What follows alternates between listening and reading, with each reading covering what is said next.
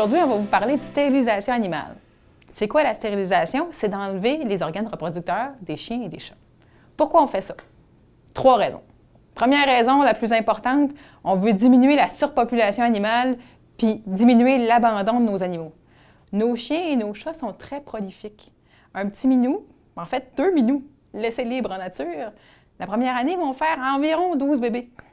Si tout le monde survit, puis au bout d'une année, on va se retrouver avec 100 chats. L'année suivante, 1500. Fait qu'on peut rapidement avoir une population de chats qui devient exponentielle, puis même si on extrapole, au bout de 5 ans, on se retrouve avec au-delà de 15 000 chats. Donc, première importance, diminuer la surpopulation. Ensuite, on a l'aspect santé.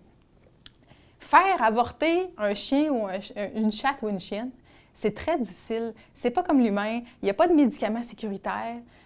Il faut aller soit stériliser ou soit on la laisse avoir sa portée. La mise bas, c'est pas toujours aisé. Oui, les chattes mettent bas comme des chattes. Les chiennes, ça peut être plus difficile. Si on a une jeune chienne, la mise bas peut être compliquée. Si les bébés sont trop gros, trop nombreux, ça peut facilement virer en césarienne. On fait quand même beaucoup de césariennes à chaque année là, sur nos animaux. Donc, la mise bas, c'est pas toujours facile. Ensuite de ça, au niveau santé encore, pour nos femelles, surtout on parle des chattes puis des chiennes, évidemment, on va diminuer beaucoup les infections d'utérus. C'est un problème, les infections d'utérus, parce que c'est souvent des infections qui sont fulgurantes puis qui peuvent facilement entraîner la mort d'animal. Ensuite de ça, en stérilisant, on va diminuer la prévalence des cancers des glandes mammaires. Si on stérilise les chattes, par exemple, avant la première chaleur, on élimine pratiquement complètement le risque de cancer des glandes mammaires. On va s'en aller maintenant vers les mâles. La stérilisation des mâles, ça va permettre évidemment d'empêcher les cancers des testicules, diminuer le risque de cancer de la prostate.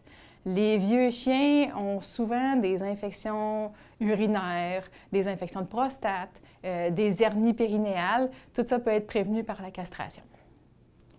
J'en arrive à mon dernier point. La stérilisation, ça permet d'améliorer le comportement. Je ne sais pas si vous avez déjà eu chez vous une petite chatte en chaleur. Ça peut facilement empêcher toute une maisonnée de dormir. Ensuite de ça, nos chats non stérilisés, nos chiens non stérilisés vont être plus fugueurs, ils vont se battre plus, il va y avoir plus de plaies, donc plus souvent des visites chez le vétérinaire. Dernière des choses, un petit chat mâle, quand ça se met à marquer le territoire, ça a un fumet particulièrement odorant. Vous allez vous rendre compte vite que c'est mieux de le faire stériliser. J'ai fait le tour de la question de la stérilisation. Le mois de février, c'est le mois de la stérilisation pour l'Association des médecins vétérinaires du Québec. Donc, s'il vous plaît, aidez-nous à propager le message, à faire stériliser vos animaux pour diminuer la surpopulation, diminuer le nombre d'animaux abandonnés. On vous retrouve bientôt pour une prochaine capsule.